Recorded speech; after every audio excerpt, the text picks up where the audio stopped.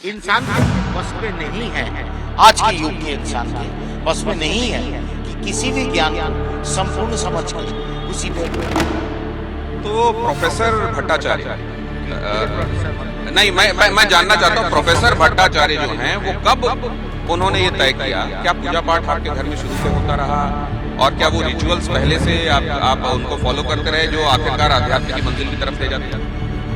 कि मैं ये मानता हूँ कि ईश्वर, अगर हम ये मानते हैं कि तीनों लोकों में मौजूद है तो उसको ढूंढने के लिए मंदिर में भी जाने की जरूरत नहीं है,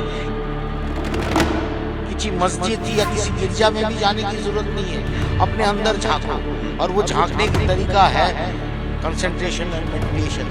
और उसके लिए आपको संसार या संसारी छोड़ के आपको बृहत त्यागी बनने की जरूरत नहीं है।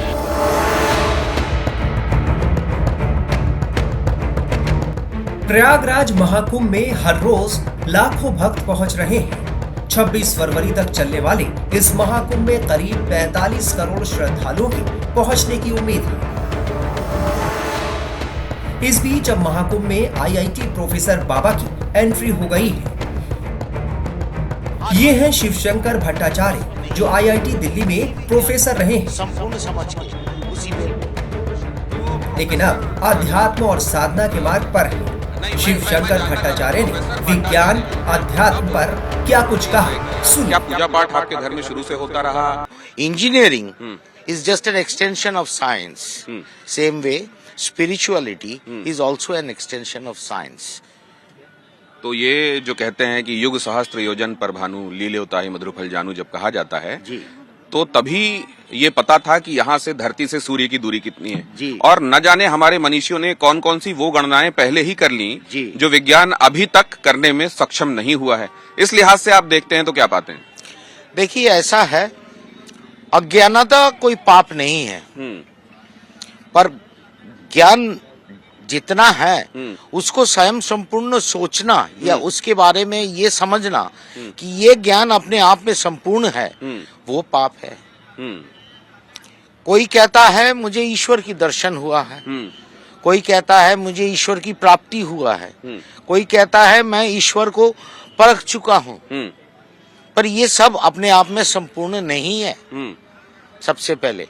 दूसरी बात, जब आप जिसको जो कहते हैं कि मुझे ईश्वर, चलते चलते बात करता हूँ, ईश्वर की दर्शन है हुआ है या ईश्वर की प्राप्ति हुआ है जी, इत्यादि, ये लोग अपने आप को मतलब उनके दिमाग को एक सीमित दायरे में एकत्रित कर लिया। हाँ। उसके बाहर हाँ। उनको ना सोचने की क्षमता होती है जी, और ना उसके बाहर वो जाना चाहते हैं। हाँ। मैं उससे बाहर। तो आप ये कह रहे हैं कि कोई ज्ञान कहीं भी पहुंचा हुआ हो, असल में वो पूर्णता उसकी नहीं होती, फुल स्टॉप कभी नहीं होता, हाइटस होता है और उसके आगे भी बहुत कुछ होता है। इंसान के बस में नहीं है, आज के युग के इंसान के बस में नहीं है कि किसी भी ज्ञान को संपूर्ण समझ के उसी पे खुश रहना। तो प्रोफेसर भट्टाचार्य जी, मुझे प्रोफेसर मत कहिए। नहीं, मैं जानना चाहता हूँ प्रोफेसर भट्टाचार्य जो हैं वो कब उन्होंने ये तय किया, क्या पूजा पाठ आपके घर में शुरू से होता रहा और क्या वो रिचुअल्स पहले से आप उनको फॉलो करते रहे जो आखिरकार आध्यात्म की मंजिल की तरफ ले जाती हैं? जी, इसके विषय में बताना चाहूंगा। हमारा 7 पीढ़ी पहले से ही माता की साधना में, माता की पूजा में, हमारी घर में तो ये ब्राह्मण की टोल चलता था। माता महाकाली की पूजा? जी, ब्राह्मण की टोल चलता था। और ब्राह्मण की टोल चलने के नाते हमारे पूर्वज जो थे वो सारी ज्ञानी पंडित थे और वंशधारा के अनुकूल मैंने भी पूजा पाठ से अपनी जिंदगी शुरू किया था। पर ये हमारी प्रोफेसर होने के बाद की बात नहीं है, जब मैं 8 साल के थे तब से था। तब तो वहाँ वो बीज पड़ गया जो बाद में प्रस्फुटित हुआ, पल्लवित हुआ। लेकिन आपने फिर ये तय कब किया कि अब जिस दुनिया में आप हैं उसको अब नमस्ते करना चाहिए और अब अध्यात्म की राह में चलना चाहिए? देखिए, सबसे पहली बात तो एक शोधन कर दूं, मैं उस दुनिया को नमस्ते नहीं किया है। अच्छा। उस दुनिया को मैं इज्जत करता हूं और आज भी करूंगा और आगे भी करता रहूंगा। और उस दुनिया को के बारे में भी यदि कभी बातचीत होता है मैं तब हिस्सा जरूर लेता हूं, पर मेरी मूल जो समय है वो केंद्रित हो चुका है इस वक्त आध्यात्मिक और साधना और सोच। शिव शंकर भट्टाचार्य ने धर्म और अध्यात्म पर और क्या क्या कहा वो सुनने लायक है। कि जो कहता है कि मेरे पास समय नहीं है, वो अपने आप को, सिर्फ अपने आप को नहीं, समाज को, अपने आप को, अपने परमेश्वर को झूठ बोल रहा है। क्योंकि हमारे को खाना खाने की समय निकाल लेते हैं हम, चाहे दिन में 1 बार हो, 2 बार हो, 3 बार हो, जैसे भी हो।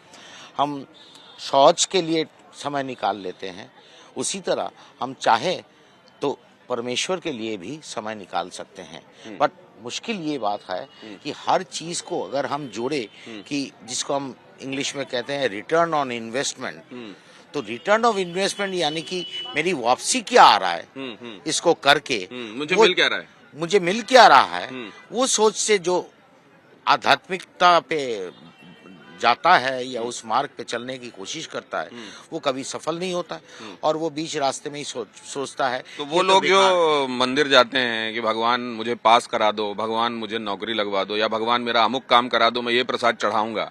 मैं तो एक ही बात कहना चाहूंगा, भगवान कोई किराने का दुकान नहीं है जी। 1 किलो साबुन दे दो, 2 किलो दाल दे दो, 1 टूथपेस्ट दे दो, 1 टूथब्रश दे दो। भगवान कोई किराने का दुकान नहीं है। अगर आप एकाग्र चित्त से उनकी नाम लेंगे तो भगवान आपको वो देगा जो आपको चाहिए। पर अगर आप मांगने के मूड में हो तो मांगने के लिए शारीरिक इंसान ढूंढिए। आप ये बताइए कि जैसे हमको परिवारों में जो संस्कार मिलते हैं जी, आपको भी परिवार में ही वो संस्कार मिले जी, लेकिन आपको लगता है कि हमारी शिक्षा दीक्षा में भी इसका पर्याप्त समावेश होना चाहिए ताकि पर्याप्त एक्सपोजर हमारे अपनी संस्कृति, परंपरा और अध्यात्म की तरफ जो होना चाहिए उसके लिए कंड्यूसिव एटमॉस्फेयर तैयार हो। ऐसा ना हो कि लोगों को बहुत भटकने के बाद अपनी मंजिलें मिले, उसके लिए एक तय रास्ता, एक तैयार रास्ता पहले से हो।